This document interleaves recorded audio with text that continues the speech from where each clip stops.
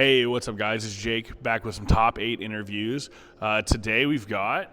Josh Atkins, part of Team Couple, Central Ohio Universus Players League. That's awesome, man.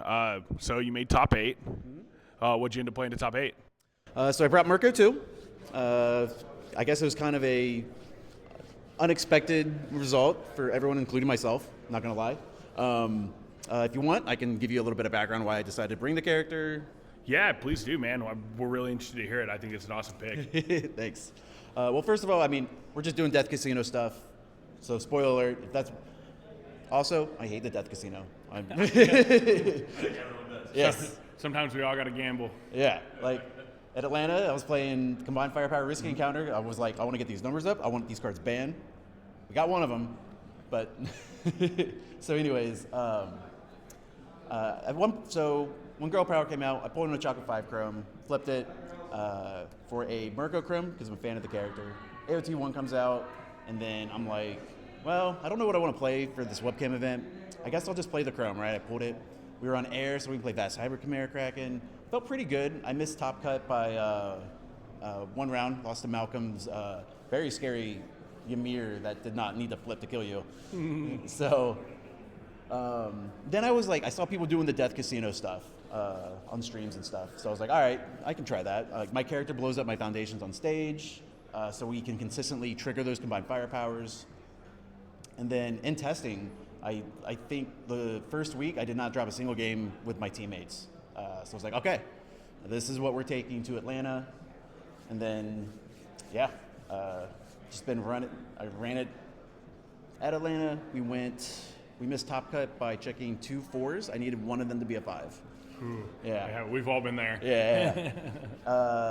So that was a little heartbreaking. And then I was really like not sure what I was going to bring for this one. Like I went into the Atlanta, like I am going, like this deck could win Atlanta. I was so like I said, I was not losing in testing. Like I was like, this is it.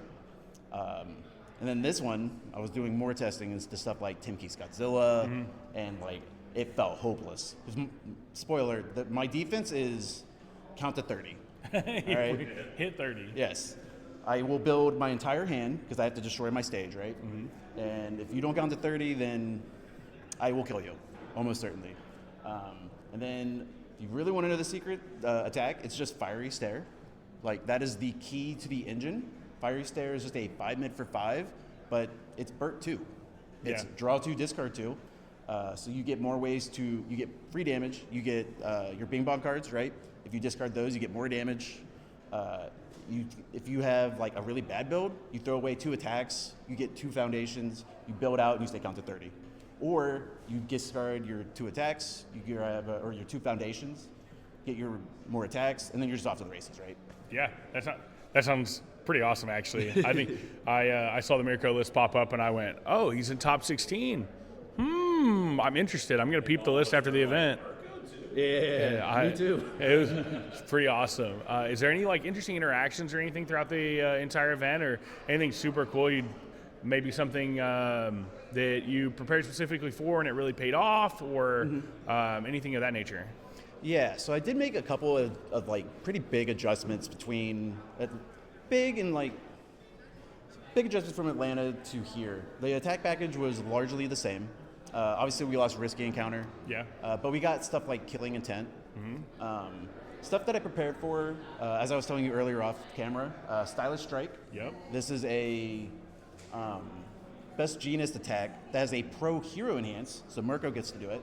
Attack can't be reduced printed, and if they don't block it, you get to draw 2 cards, which both characters don't, or by both characters I mean Recover Girl and Burt. That's what that card is in there for. Spoiler, it did not help me against Mitchell Jimino's Burt 2, but that's because I forgot to actually do my sideboard correctly.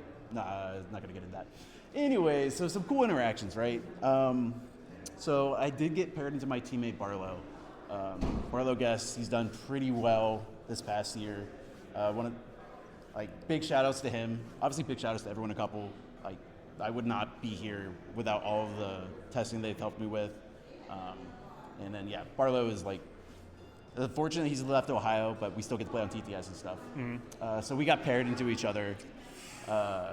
Yeah, this happened in St. Louis as well, but he was on a winning end and he got it. But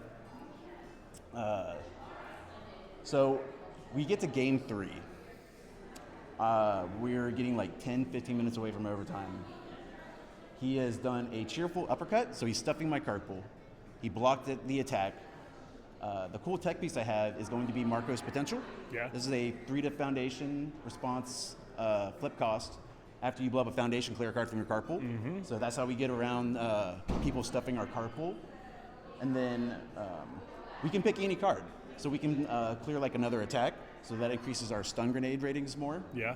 So like they thought they were slowing me down, and now they've just turned the engine up. Yeah, that's really good for like runaway and stuff like that we're seeing through a lot of this meta. Yep. Like I heard people talking, they were like, "Yeah, all I have to do is find runaway, free win." And I was like, "All right, man. Yeah, we'll see. if you think so. We'll see. Yeah. Yeah. But like I have to find those pieces, right? Yeah, I mean, in a 60 card, usually 60 card list, finding the pieces can be everything. Yep. Even if you have it in your main board, if you don't see it, it doesn't help. Yeah. Oh, and the reason I wanted to bring up the Marcus Potential, just because of the versatility. So another thing we can do with it, so we can play a combined firepower, do our bing bongs. We can then do our Marcos Potential, blow up, ready, clear the combined firepower, play it again, and so now our 4 combined powers became 5 or 6. Yeah, and that's how we get through all this crazy DR and stuff.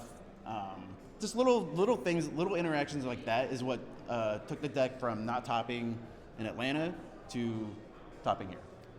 Awesome. Well, I'm glad you stuck through with a very cool deck. Thank you. How was the event overall? Just in sense of, did you enjoy being here? Atmosphere? Hopefully your opponents were nice. How'd you enjoy the event? The event was great. Every single one of my opponents, I've been super cool, except for Barlow. Don't care for that guy.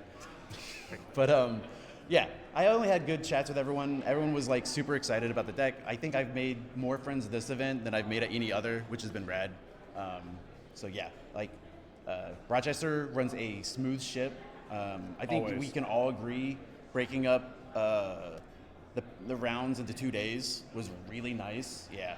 So like by the end of the first day, you're just like, I don't know if I could play another game. It was just, but like at the other regions we do, and everyone's just like misplaying like crazy. You're like, I would not have done this. You don't have those excuses here, which was great.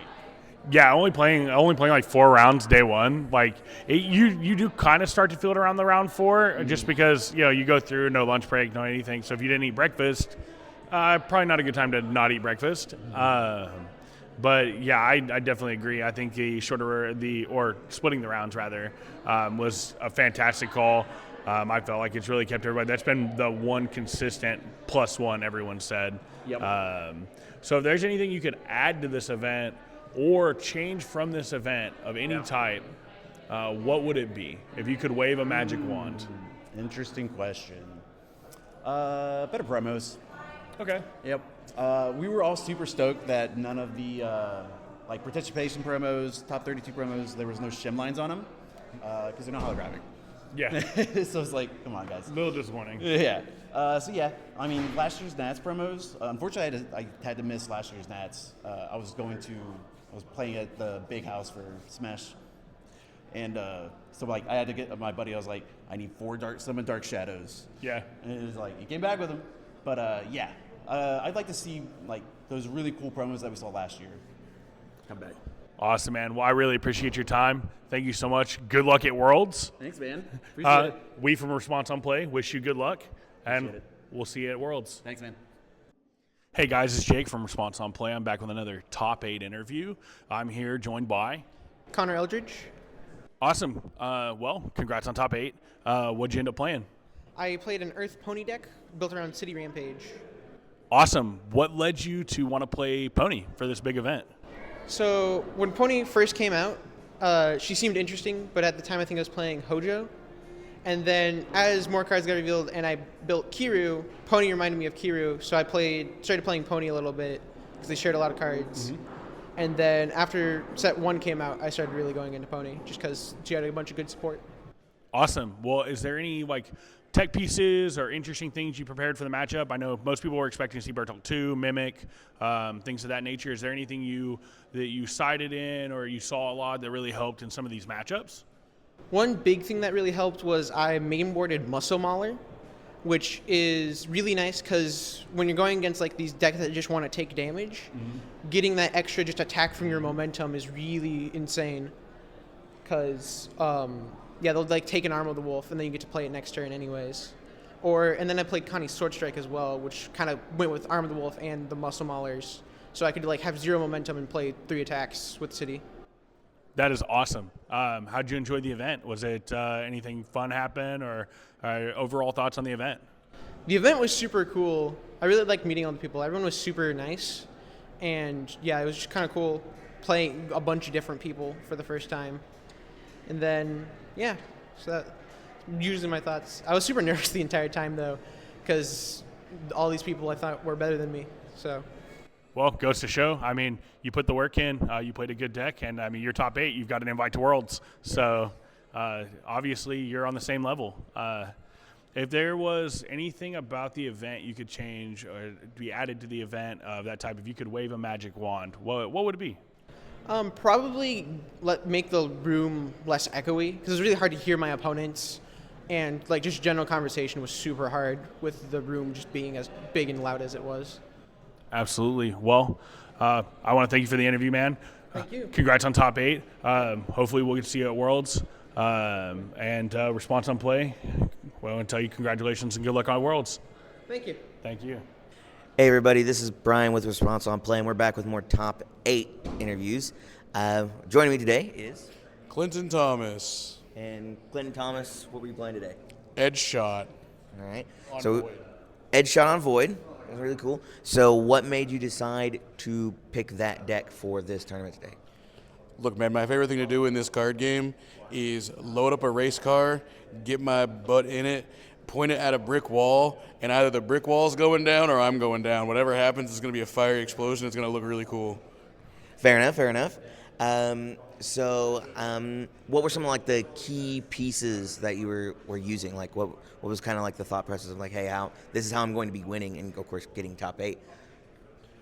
I mean, the biggest one is they've been printing more of those cards that you get bonuses for discarding cards. I'm sure all of you Bertolt players at home are well aware of this, but Feral Shriek is a very powerful card. And when Titan Cliff says discard 3, draw 3, and Feral Shriek just says draw more cards, I mean, it feels pretty nice. That, and then the other one that people actually didn't know, that people had to read a lot of the time, was the Attitude Selector from the SAM Star Trek Lower Deck. Yeah, it's response flip. When a card is removed from your hand or discarded from your hand, you get to draw a card. It's on a 1-diff foundation +2 high block, so really good numbers. Flip, draw a card, seems pretty good on a 1-diff foundation.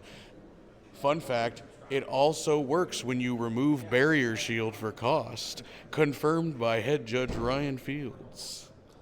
Good to know, good to know. What were some of your favorite matches? Not necessarily in just like the tops, just like in general over this whole tournament. So always got to shout out the top 16 matchup. Nathan DeWalt, amazing player, amazing deck. You know, I know he's playing Mimic. I know a lot of people are playing Mimic, but he piloted it really well. It was a really tight match. It just came down to, who got the string off earliest, who got their foundations out. Just really tight UVS. That's what we're here for. I really love when a game is back and forth. Even if it is quick. One of my favorite matches was, I believe, my 6th round match, either 5 or 6th. I played into a Ymir player. Only Ymir I had to deal with all day, but we turn 2'd each other every game for 3 rounds straight. It was very quick. I had 45 minutes to do whatever I wanted before the next round. I got lunch. It was a good lunch. Arby's is delicious. Quote me. Haters. But yeah, those were probably my 2 highlights out of the day. Fair enough. I also love a good aggro slugfest where I'm like, all right, I got all sorts of time left. Let's do anything. I go take a nap. I call them lunch break decks because I get extra lunch breaks. What was your favorite thing about just the event, not necessarily the tournament? So after working with the company, I was not able to play for the 23 season. So this is really my first major coming back. Obviously, I played at LCQs, LC's locals to get here, and with this being in Dallas, it just seemed like a good, re-debut.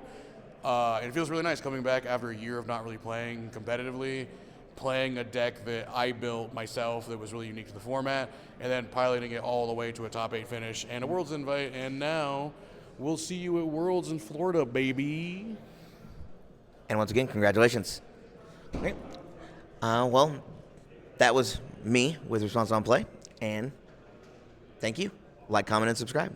I'm Ann. Hey, what's up, guys? It's Jake. I'm back with another top player. This one ended up in top 4. I'm here with Ryan Levine. awesome Ryan. Who'd you end up playing to great success today? I played Hawks. Like that. Any particular reason why you decided to go Hawks? Is Hawks order correct? Yes. Yeah, so I played Hawks at every event this year. I started playing when My Hero Set 4 came out, League of Villains, and I played Giro 1 for every event. Well, that card was legal. And when Set 1 rotated, I needed to find a new character, and I just picked one that I liked, like not even in the game, just like I like Hawks in the My Hero anime and manga. So I top 8'd Worlds last year and got the top 8 like promo Hawks. So I was like, I can just play this forever, I guess. Like this is fine, right? So Vegas, the first event of the season, my deck was horrendous. It was atrocious. It was deplorable. It couldn't win a game. I think if I went back and checked my record for Vegas, I maybe was like one win, like 1 loss, and like 5 draw. Like my deck could not win. So obviously I had to change. When Girl Power came out, a card that I originally read and was like, this card seems really bad, was Double Jumbo Fist. I was like, why would I want to clog my card pool to like and play on higher progressive for like a mid-statted attack? Like this card probably isn't good, whatever. We started testing it, and when it makes like Hawk's Feathers because you can play upwards of, I mean, if you have like the full setup, you can play 8 Hawk's Feathers in a turn. Yep. And if you have Featherstorm, they're not ignoring progressive, they're on rolling 4s. Like you can just do 50 damage with just Hawk's Feathers. I used to play training weights in that version. I don't have anymore. I'll get into the specifics of the changes if you want at some point. But the other one was just Focus Attack was kind of like it's been not a great attack for a while. It was like sort of like gimmicky in Hawks pre-rotation where you had Electric Jolt, which is a good mid, obviously, and then, but they weren't playing like a mono mid package. They were kind of just going, well, sometimes I'll pick up 2 feathers, I'll go feather, focus attack, and that's a lot of damage. When Double Jumbo Fist came out, now I actually try to never combo focus attack with a feather. I try to get the combo and then pull out my feathers after. Yeah. And focus attack checks the whole card pool. Yep. I have some games where just like my opponents who just don't know what my deck is doing will just be like, all right, I'll hit you for whatever, like I'll commit to build my last thing, and then it's like, Patrick baby, stunt 2 your last ones, play a mid, focus attack, stuff 3 feathers, the combos for plus 21 or something. And they're like, oh, I was at 34 and now I'm at 0 and it's just, you can just make characters just explode. It's just so much damage. It's pretty susceptible to stuff like Runaway and Referee Jury, but that's what most of my like random tech pieces are for. Also, Patrick Baby, being a printed 1, is the juiciest Runaway, and because it has EX and Powerful, usually you go, okay, I'm gonna EX this or I'm gonna Powerful this, sending a mid attack because all my attacks are mid, and then are you gonna take or try to block a 10 mid 9? Or are you just going to run away it, and then I'll put the mid attack back in my card pool, and now you've used your runaway and then focus attack. And that's like, that got some people. Like, that is pretty good. That's a very, that's actually, as I'm sitting here working through that in my brain, that's a really cool tech play. Is anyone disciplined enough to take the 9 mid 10 Patchwork Baby or whatever? Or are they going to run away? And the answer is almost always they're going to run away it. Absolutely. But, yeah, I like my deck a lot. I was really... I was not going to play Hawks for this event. I played it for all 3 of the regionals this season. I did horrible at Vegas. I did top St. Louis, and then I bubbled Atlanta. I think I got 17th. Or no, I did not. I never mind. I made top 32, but not top 16 because I drew my last round. Also, problem with that deck was I made it more defensive because of Smiling Titan and certain other decks, and then drew a bunch of times because I played against a bunch of Rhiners. So this event, almost all of my changes were like making my attack lineup more aggressive. I really liked Big Fist Bash originally. That was the card from Girl Power that I thought was going to be like, oh man, this is the Hawks card. Like, you could block anything, Breaker 3, you can pick up feathers. That one, I have eventually come to the conclusion that right now at least, it just isn't really an attack. It's going to be 3-3, sometimes a 3-5 if you have the whole setup. And it's like, discarding 2 cards is, unless you are winning that turn, discarding 2 cards is rough. And you're like mid-rangey control the character. So those got switched out for Patrick Babies, which were much more like proactive. Okay. And gave you a lot more to do with your momentum. Also, because Mimic is so popular, I upped the number of Hacker Extraordinaires. And eventually how the deck kind of all came together is we were looking at like these Bertolt decks that have been doing well, and some of these aggro decks like Pony, where they're all playing Lethal Slash. Their attack lineups are like Lethal Slash, Electric Moth, Battle Aura, just all these, the slowest highs in your life for 38 damage. Yeah. Okay, I'm going to play 3 Showdowns and 4 Identity Spirit Strikes. I'm going to put VME back in my deck. I'm going to have 9 cards generate momentum. Chivalrous Thief strips all of their momentum from all the Mimic decks, so they can.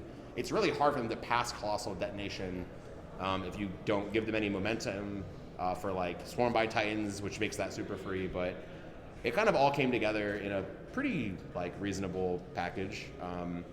I was 7-0 in Swiss, and then ID'd the last 2 rounds, and then lost in an embarrassing fashion to Recovery Girl in top 4. But that was a matchup that I had a couple things for. I mained Hero Killer, which was for Bertolt and Ymir mainly. Basically, if they go to 9, you can Hero Kill them back down to 8, and then they can't flip or they can't respond or whatever. It'll maybe buy you an extra turn, and that exact situation happened every match I played against Bertolt and Ymir, and I was like, okay, cool. And then it does have the Deadlock form, which I thought was going to be enough against Recovery Girl, but it was not, because they also build one every time. Because it gives your Feather stun too, and I had 4 Feather controls because it was turn 19, and I stunned 16, and he still had 7 ready. And I went, maybe this was a flaw. maybe I didn't approach this correctly. And I was like, maybe. Okay, so yeah. When they get to build out of it every single turn. turn. Like, well, I guess you're taking only 2 damage in your building. I'm like, I didn't think this through when I began my turn, but it's it's all good. If there is no change in the format before Worlds, so I'm almost certainly going to play Hawks for Worlds. Like, I got to finish. I played it every event this season so far and did well at 2 of them. I might as well continue playing it. It's a deck I've just put the most hours into. If we somehow get a ban or errata on Tuesday, then maybe some things will change, but I think this deck was extremely well positioned against Bertolt, Ymir, Mimic. It was a little dicey against Godzilla. Determined Advance is kind of rough, although this deck does play almost all of its attachers 1 mid blocks, but not being able to put it below printed means the best you possibly can block on is a 7, which it's one of those things where it's like, well, usually all my speed hate means if I check 3s, it doesn't matter, and like you feel pretty safe, and then you're like, all right, on a 7, if you check a 3, you explode. If you check a 5, you win instantly, which doesn't feel good. It makes those games feel like very coin flippy, but I think the deck just has the tools to pretty much beat most of the meta right now. It just doesn't have enough card draw. It doesn't have like Burt or Pony level card draw to always see them every single game. So sometimes you're in these situations where like, okay, I didn't draw my tech piece, and you're fighting for your life for like 2 turns, but if you can live, then you will eventually double jumbo focus attack them, and then and they will take 30 and usually get there.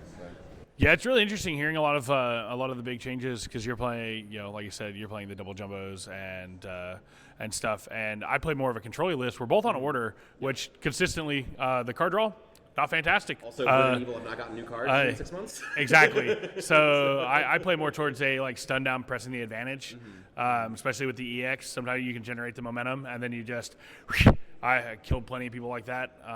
Not. Fortunately, this event, my deck is a little bit rougher into like Bertolt and stuff, but I'm glad you kind of found a way. I will be looking at your list in detail to kind of see. I'm definitely glad that you're playing Hawks. Going to be, barring any changes, playing Hawks at Worlds. I will be rooting for you. Thank you. So what would you say was one of your favorite things about this event? Did you have fun? Yeah. So I've been playing card games for like, I guess I've been going to tournaments for like 15 years now. And this is the first one I've been to where Swiss started on Friday. So that was like, if I had to ballpark it, this is probably like my 50 or 60th like event I've been to. Yeah. So the format being so different, and it's like it was 4 rounds of Swiss on Friday, and then side events after if you wanted to, and then rounds of Swiss on Saturday, and then side events if you wanted to. And I didn't end up playing them. I couldn't find all the cards for a Giro deck to play the Spotlight, but I think that's really interesting in that like this event more than any other ones I've been to did feel like even if you didn't do super well in the tournament, there was always something to do, and that was probably my biggest like complaint about these events. Like the first event I went to when I was like, like a year and a half ago, 2 years ago, the side events, like there weren't really any like scheduled ones, like they didn't really fire that many, and it did kind of feel like, well, once it's over, you're kind of just doing nothing, or you're playing games on the side with your friends that you could have been doing at home anyway. But this one, there was always something to do. They had a bunch of like, I like draft. I know people don't always like that, but I don't necessarily like the structure of it all the time, but I do like the concept of, opening boxes, making a deck. So I think it was cool they had the bring your own box draft where you could just get a box, and then if you got people, they would just be like, all right, I guess you bought that box from the vendor. You can, here's the prize ball tickets, and you can just do it. So Absolutely. I thought it was pretty cool. I was planning on doing this, and then I ran a little further in the tournament. Wait, actually, hold on. What time is it? The Collector Cup is soon, and my deck is fully XR'd, so I might remove 9 cards from my deck and enter that one, which is the side event where they give you points on like the rarities of your cards. So I might just take 9 cards out of my deck and just play the Hawks deck in that if I have time. Almost certainly. Yeah. I did enjoy this event a lot though. This is pretty good. Yeah, my opinion's been pretty good. Almost everybody's had a really good opinion of the 3-day structure. I've had a blast. I'm glad you had a blast. It doesn't hurt when you make top 4. Yes, if I lost top 16, I'd be singing a very different tune. But yeah. Well, so if there is one thing you could change about this event, anything at all, if you could just wave a magic wand and Like it's the gone. event structure or like my deck or Anything at all. If there's anything about the event that speaks to you and you're like, man, if I had a magic wand, I would just change it. If they announced round 1 Recover Girl is banned, that would have been. Oh my God, that would have been awesome. Unfortunately for certain Recovery Girl players, it's actually really funny. Your opponent, I played him in Atlanta. Super cool guy. I'm hoping we'll get to interview him, kind of date this interview or timestamp this interview. But awesome, man. Well, I really appreciate you, talking to us, and I hope you do really good at Worlds. Response on Play wishes you best of luck, man. Appreciate it. Thank you. Thank you, Ryan. Hey, everybody. This is James with Response on Play, and I'm here with Mitchell Tremino, who just placed top 4 at US Nats. Congratulations, by the way. Thank you so much. Currently waiting to see if it's 3rd or 4th, depending on how Travis and Corey shake out. Fair enough. How's your Nats experience been? It's been a blast, honestly. So last year in February, I won the Wish tournament, which the prize for that was a couple of other options that weren't real, and then the character card, which obviously was the one that I chose. So I was super excited about that. I had a blast designing that. Thank you a ton to J. Ray and the team for helping with that. So the past competitive season, which would have been, I guess, 2024, I kind of sat back on my laurels, was washed, didn't really do well at any of the majors that year. Didn't really play in any of the webcam stuff either for various reasons. And this Nats was mostly a trip that I booked prior to Worlds being announced, and I was mostly just having this be like a fun vacation to hang out with friends. So I came into this with relatively low expectations. We had been playtesting a bunch. Obviously, I want to help my friends do well at Nats because they still need their Worlds invites and they want to play competitively and stuff like that. I joined a new team in the off season, so I have a lot of new playtesting partners and they're all great. But Nats as a whole was pretty unexpected success for me because I own a bunch of cards for this game, right? So I wanted to lend out a bunch of cards to people who needed it for Nats. So by the time I had packed my borrow box, I could only put together 2 decks total, and neither of them were what I really wanted to play. So my friend Wub, Calvin Harrigal, also World's competitor, he put together a Burt deck that I had gotten sent from Travis on Fire. It was a very early concept, Fire Burt list. It was not very good, it turns out. But the night before, when they were like doing cursory looks over their decks before we were like submitting deck lists and stuff like that, we just kind of saw there are a lot of things that could be changed here, and there's a lot of room for improvement specifically. So we tweaked around a bunch of the numbers, added a lot more spam because we're playing with 2s in the deck, lethal slashes and stuff like that. And this archetype of Burt deck has like been conceptualized like previously in the format when he had obviously like a huge target on his back, but like people were still trying to shake out like what the best way to do that is. And the consensus generally seemed to be a lot of people are trying to do like the turbo flip Burt on Death because Death just has a lot of like free cantrips and extra draw, and Botans is very strong. But the fire list was like pretty early on kind of ditched. A lot of the cards in the fire list can be played in the death list. The ones that you get to keep on fire specifically are the Dobby Spam Foundations, Firestarter, and Ignite. Those really help for when you're just actually trying to throw like 6 to 7 attacks in a turn, because smoothing over your checks, getting extra draws to smooth your hand size over with Burt so you can always throw on suit is super important. Also, you get Lust for Battle in the Fire version, which I saw that. is incredibly good. I did not realize how good it was. Mostly we kept it in through every iteration because it was funny. But it's actually incredible. In one of my rounds of Swiss against the Death Burt deck, you spend a lot of that match on the front side of your character. In most of your matches, you should be on the front side of your character with very few exceptions. And you're just way better on your front side than him because more often than not, they're fighting with you, and everything's going to be on printed damage because they're going to try and just DR everything. But they usually, if they're trying to keep enough cards in hand to be able to throw offsuit for every attack, can't afford to clear the bad check that's floating from the Lust for Battles. So they'll often wind up with like 1 or 2 cards in their hand at the end of their thing, and unless they hit like what is it? It is either of the 2 ones that when you discard them, they remove and draw. Unless they hit that and grow their hand size, they are kind of just playing with like 1 to 2 blocks total on the turn. So they have to throw one of them away and risk not having your attack be printed damage if they want to clear the Lust bad check. And usually on those, that's when you like go, okay, well this one's going to kill you and you have floating -2, so I will put a bunch of damage on this one. So you have a lot of play with that. It's also very fun. I did it, I think, a couple times on stream against Travis, where if you have Feral Shriek in your staging area as opposed to in your hand, you can, at the start of their combat, review Lust for Battle and hack their first check to be -1, which is very fun, especially when they're trying to, like, a lot of these, like, City Rampage decks or a lot of these, like, large attack tribal decks, it's very funny to watch them go, okay, on a 5, check A3, it's a 2, I guess I'll commit out for this, otherwise my turn is over. I saw not you like do that, and I was like, I saw the Lust for Battle, and I didn't see the idea at first, and then, you know, seeing you do that with the start of the turn with the Feral Shriek is just like, wow, that's kind of messed up. Yeah, for sure. Lust for Battle has a lot of, like, it's just like it's the perfect piece. There's nothing else in that slot that's really that good. It's a +3 mid block if you need it for a besiege. It is extra remove whenever you want during the combat phase, so even if you hit it while you're checking. It's kind of like how Byakuya will just like sometimes mill for fun to get to 30. You kind of just want to sometimes remove stuff for fun, even though it's not going to do damage, or even though you do whatever, just to get to that threshold of 10 removed for your ignites, for your fire starters. And then like when your lethal slashes resolve, also for your increased hostilities to have increased like damage and speed. Plus when you're playing teaming, which you can hit off of like the mills, off of stun grenade, which obviously hit more things to remove, yada yada. It's like a whole engine, and all of the best like attacks in your deck are Fury, and you just get to wind up with like card pools that are 4 to 5 attacks, and then you just start playing your teamings. It's kind of akin to the alleyway ambush decks where you would just go, well, I have 5 in my card pool, now it's time to start playing the other attacks. Yeah, that's something I kind of wanted to point out, something a little bit different from a lot of the other Burt lists that I've seen. You're running Stun Grenade, teaming the Attack Titan. Like, was that, he's already got a lot of filter on his face. Was Stun Grenade just to find more attacks, or what's the idea there? Functionally, yeah. So a lot of it, and like the bare bones of this deck feels pretty similar to the casino decks with combined firepower without the action.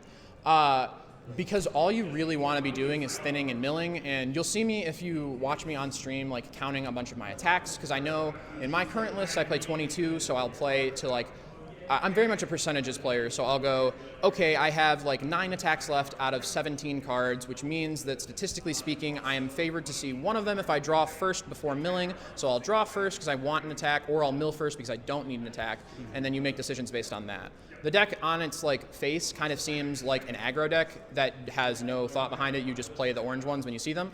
Right. But the difference between like myself and other people who entered and did not make it as far is the sequencing is incredibly important. You'll see in my match against Travis, the most important thing in the Krista matchup specifically, or in general in matchups where they have chaos or access to runaway, period, making sure when you discard to have the top card of your discard pile be an attack, so when they run away you have another attack in your card pool to discount teaming by 2. You'll see that a lot of my decision making and a lot of the times that I was tanking on stream was thinking about the equity of like that play versus getting +2 damage. Right. So. Okay. Yeah, speaking of the kind of your match against Travis, we kind of get into the end there. You guys go into overtime. You're doing the 0, 1, 2, 3 turns. It looks like Travis has you. Like Yes. you're tapped out. He's got walk the dog, 2 momentum, and I think the turn before even you threw away your 1 low block. Yep. And he's really hesitant to kind of play that. He actually plays Wild Marios first. You know kind of what his idea was there? Was something he's scared of? Correct. Yeah. So Travis is an insane player. Very, very, very good at the game. We both obviously know percentages. We have each other's deck lists.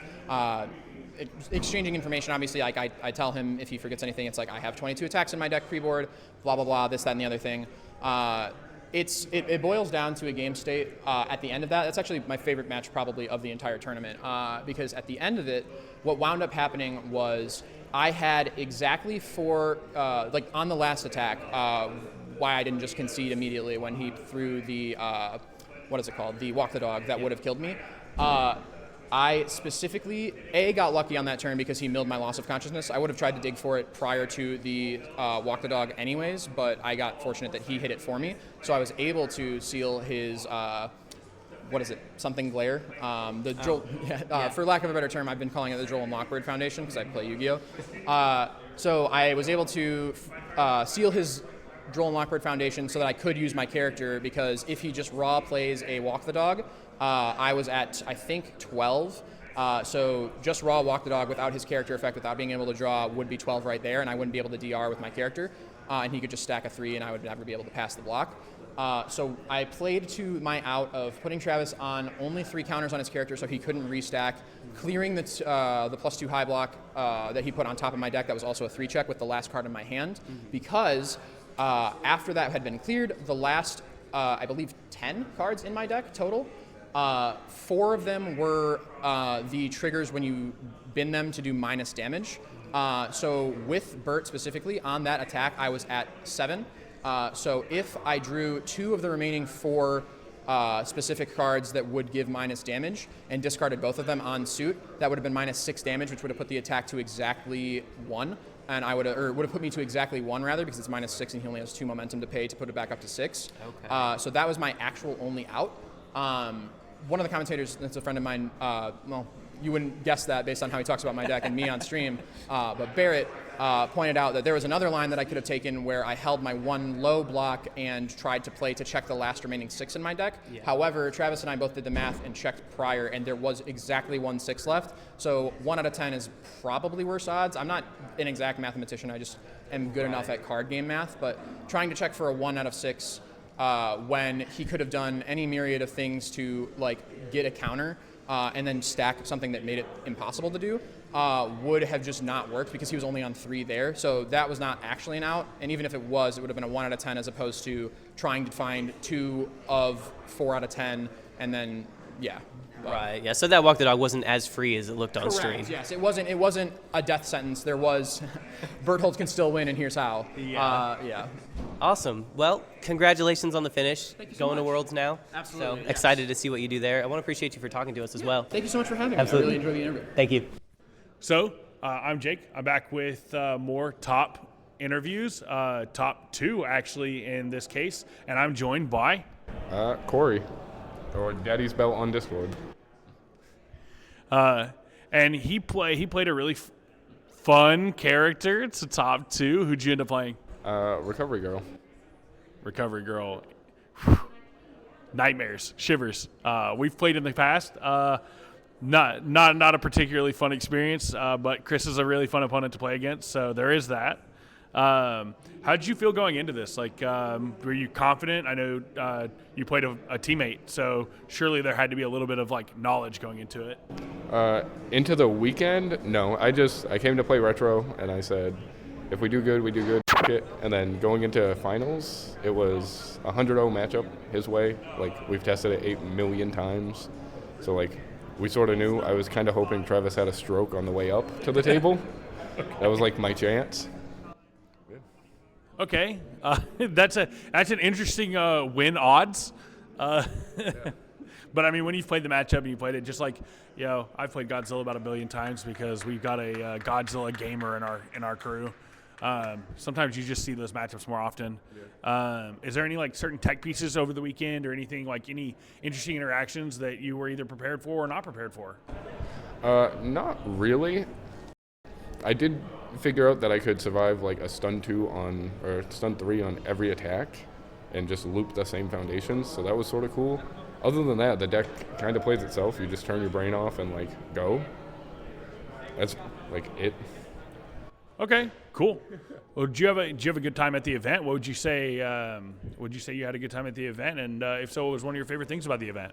Yeah, the event was great. The TOing was also awesome. All the side events were super cool. I think my favorite time was absolutely ass blasting my 2 opponents in retro before I left, and then just saying, that was a nice 2 games that you just won, and then leaving. Nice. If there is one thing that you could change over the weekend for the event, and if you just had a magic wand, what would it be? I would just nuke the format, like f- the whole format, get rid of it. Kill Bert, kill RG, kill Ymir. Interesting. We have very similar takes on that. I think that's usually where I ended off, but I'm actually going to press this one a little bit. I think the format, while not the most interesting format, I feel like there's some questionable things that are still lingering around. What would you say about the format that you don't particularly care much for, or that you're surprised hasn't been dealt with? So my entire deck exists because Determined Advance exists. That needs to go. Whatever the 5-diff action that Godzilla plays, that, Bert, just ban Recovery Girl, hit Ymir with like a max 2, like just kill her, kneecap her, and then, I don't know, Ojiro 2, Krista, like, Okay. Well, I mean, I don't actually like hard disagree with most of those points. I do at least feel like you get to play the game into Ymir to some degree, but I really appreciate your time. Thank you so much for talking to me, and we wish you the best luck at Worlds. Hey, what's up, guys? Jake back with another top cut interview. Actually, we've got the man himself. Won it today, U.S. Nationals. I'm joined by Travis TNT Tangeman. the legend himself. What'd you end up playing? So I played Krista on the Chaos symbol. Chaos. I heard they have no good cards whatsoever. Oh yeah, for sure. Never. They've never printed a good card on that symbol at all.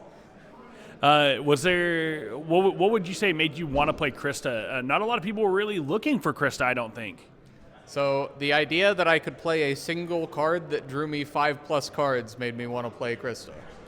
Drawing cards. Also, never been good in card games. Yeah, historically speaking, not at all. So, was there anything that you saw this weekend that, like, maybe you teched for or were like expecting, or like maybe an interaction that you weren't expecting that you kind of had to deal with on the fly?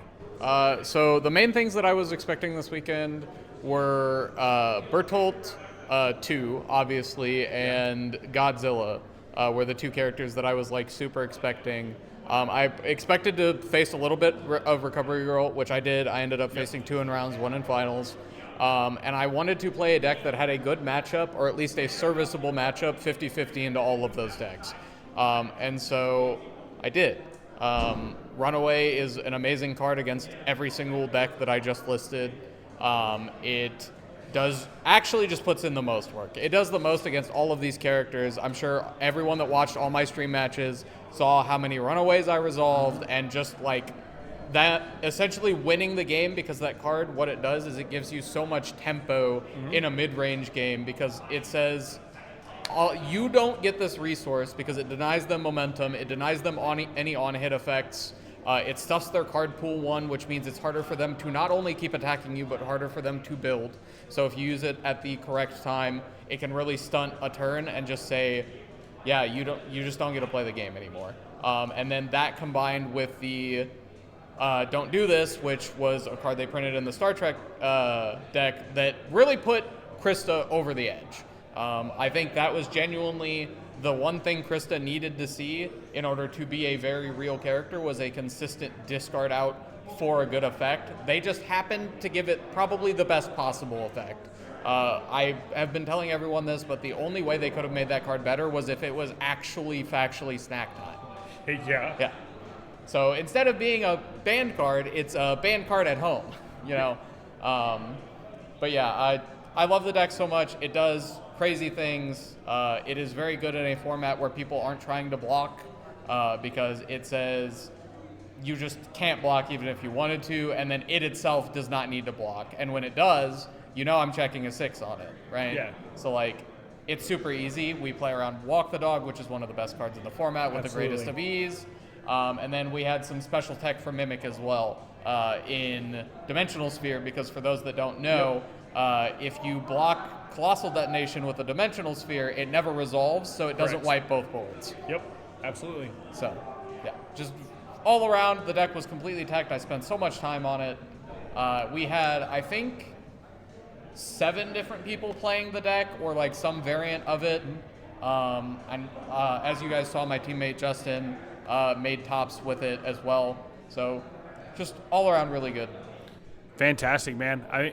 Outside of winning the event, how would you say the event went?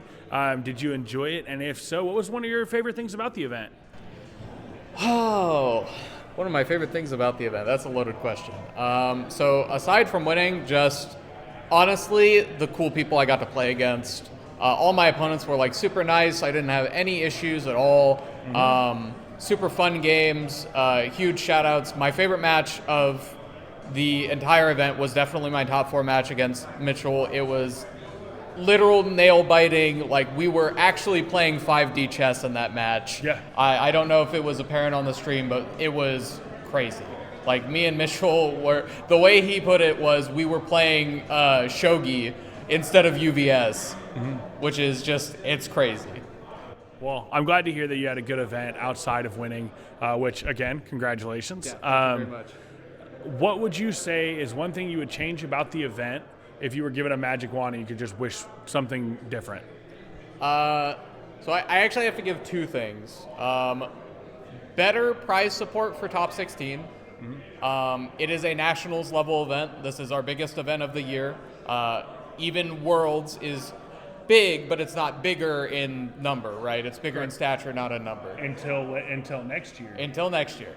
But it's our biggest event of the year. It should be reflected upon in the prize support. I do like the top end prize support. I think the top end prize support was good, but I think getting to top 16 and then losing in round 1, not only not getting your Worlds invite, but you don't get paid any amount of money for your time or your travel or anything like that, and the amount of effort that you put in.